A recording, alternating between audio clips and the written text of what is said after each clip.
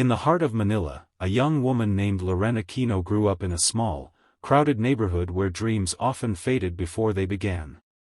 But Loren was different, her voice was a light that never dimmed. Every night, she stood by her window, singing softly to the stars, imagining the applause of thousands she had never met. Her mother, a schoolteacher who worked 2 jobs, would smile through her exhaustion and say, "Anak, your voice is your gift, share it with the world."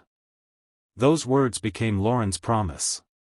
She watched America's Got Talent every season, mesmerized by the stage, the lights, and the powerful stories of hope. One night, after years of saving from small singing gigs at weddings and cafes, she finally bought a one-way ticket to the USA.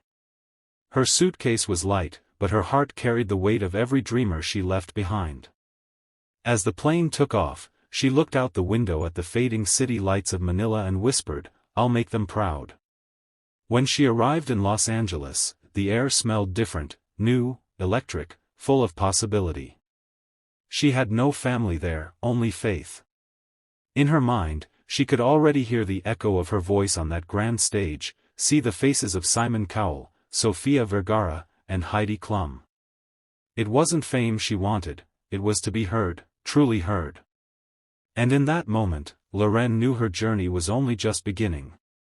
The morning of her audition arrived with gray skies and heavy rain drumming against the city streets.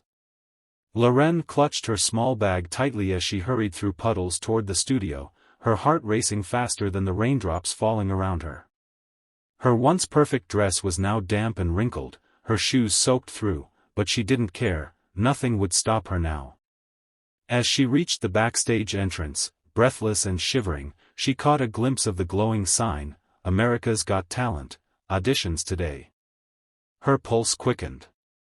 Inside, the air buzzed with excitement, hopefuls warming up, cameras flashing, and producers calling names.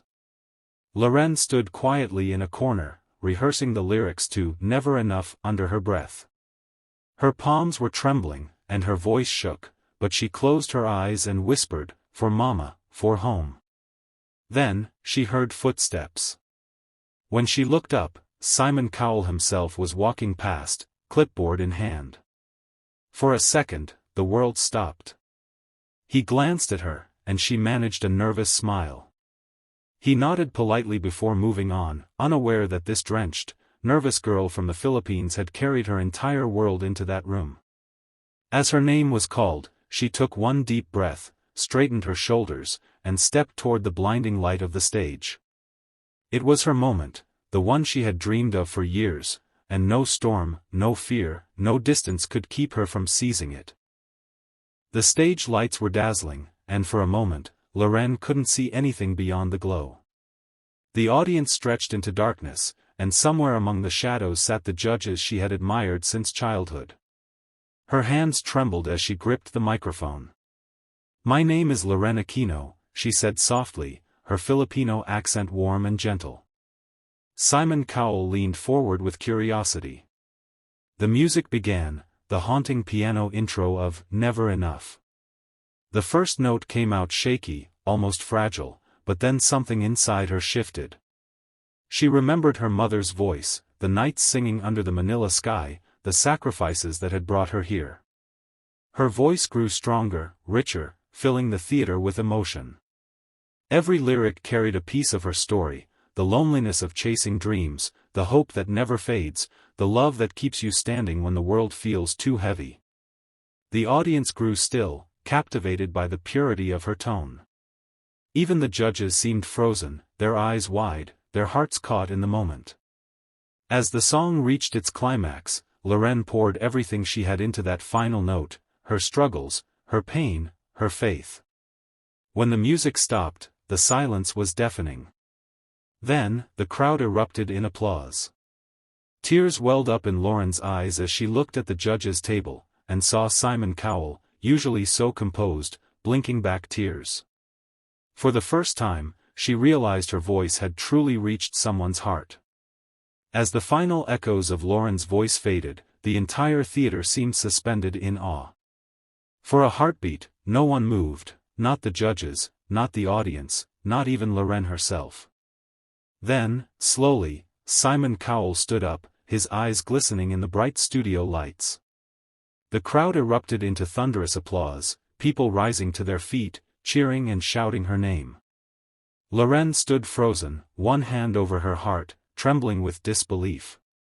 Simon took the microphone, his voice softer than anyone had ever heard it.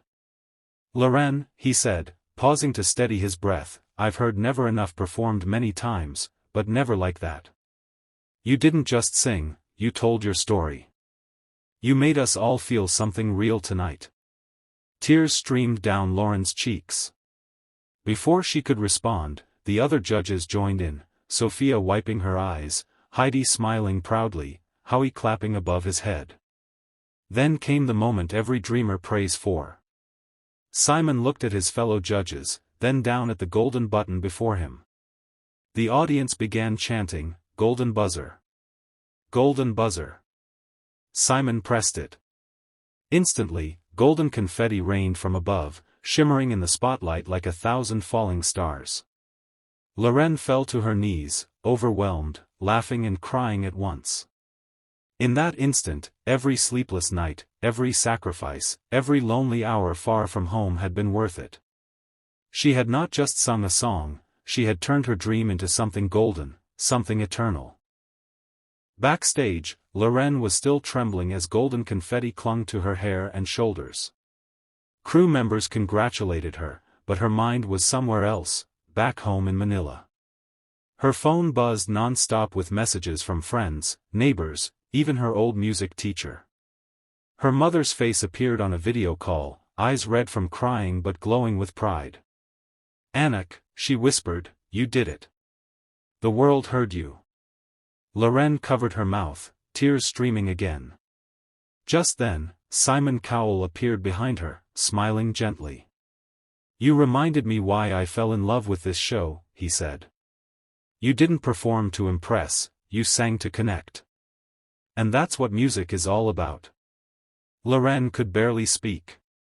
"Thank you, sir, but it wasn't just me," she said softly. "It was every dreamer back home." Simon nodded. "Then you've given them hope." Her performance quickly went viral, reaching millions within hours. Across the Philippines, children sang her song in schools, parents showed her clip to their kids, and strangers who had never met her felt proud. From Manila to New York, people talked about the girl whose voice made Simon Cowell cry. Loren became more than a contestant, she became a symbol of courage, of the beautiful power that rises when someone dares to dream, no matter how far from home they begin.